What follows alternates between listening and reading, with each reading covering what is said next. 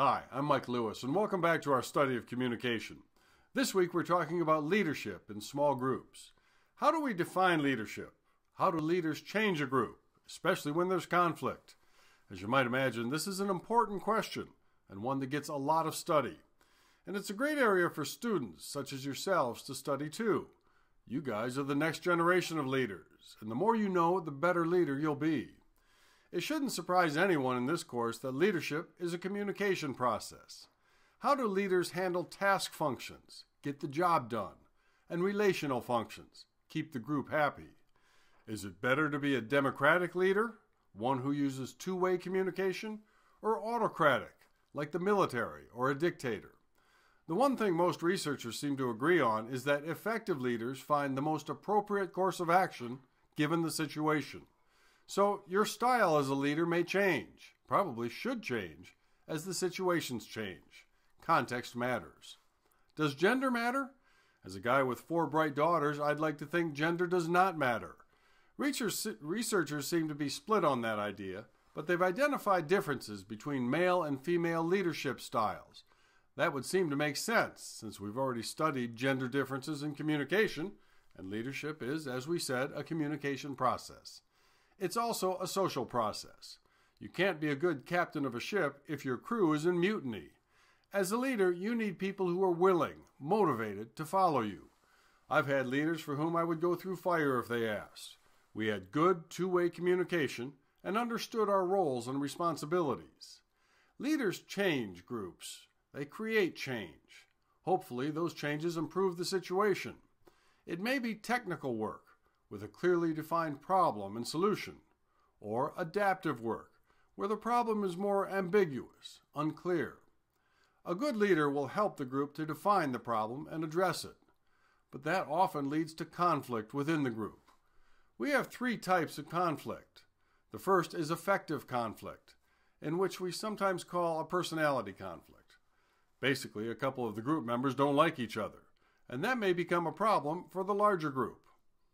A good leader will always focus on issues rather than personalities and find ways to tap into everyone's strengths. Groups may also experience ideational conflict.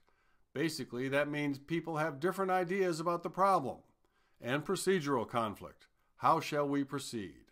Are we brainstorming or following formal procedures calling for discussions and votes? How do leaders manage these conflicts? An ideal way is the integrative style that allows both sides in the conflict to achieve their goals, what we call a win-win situation. But we don't always have ideal situations, do we? Depending on the situation, a leader may use an avoidance style or distributive style. The Detroit Tigers' former coach Sparky Anderson used to say, "My way or the highway," when his baseball team had a conflict. Of course, he led them to the '84 World Series championship too. All leaders face challenges. Group members may have different expectations. Membership in the group changes. People join and leave, come and go. And groups themselves go through different phases as they get organized and mature.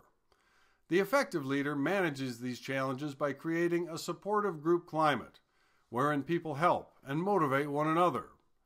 2 skills help to create supportive groups: acknowledging, which is listening, and signaling that you understand someone, and reflecting, where you repeat someone's position to show that you do get it, to make sure you get it correctly, and to help the group understand where we all stand. The ladder of inference is a tool that may help your group direct its actions along a productive path. As you can see, we have a pool of information to begin. We'll select some of that, interpret it, draw some conclusions about what we should do, and then take action. But each of these steps also depends on our values, assumptions, and the context or the situation. So it may help to start the discussion about those aspects on the left side of the ladder, to clarify for the group and to restate our values. Those values shouldn't change willy-nilly. Regardless of whatever else is happening, we hold firmly to our values.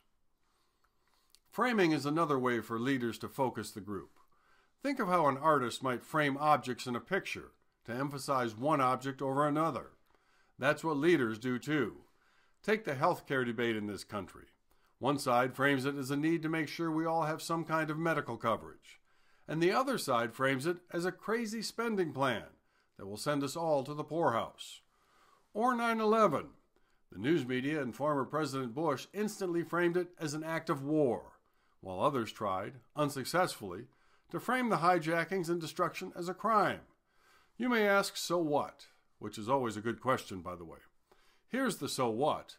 The American response to an act of war on our soil is clearly much, much different than how we respond to a crime.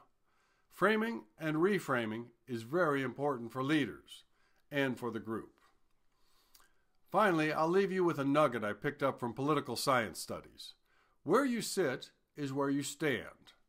I interpret that to mean that if you're part of a group, be a team player. Whether you're a leader or a player on the team, be a team player. Also, have the courage to step up when your group looks for leaders.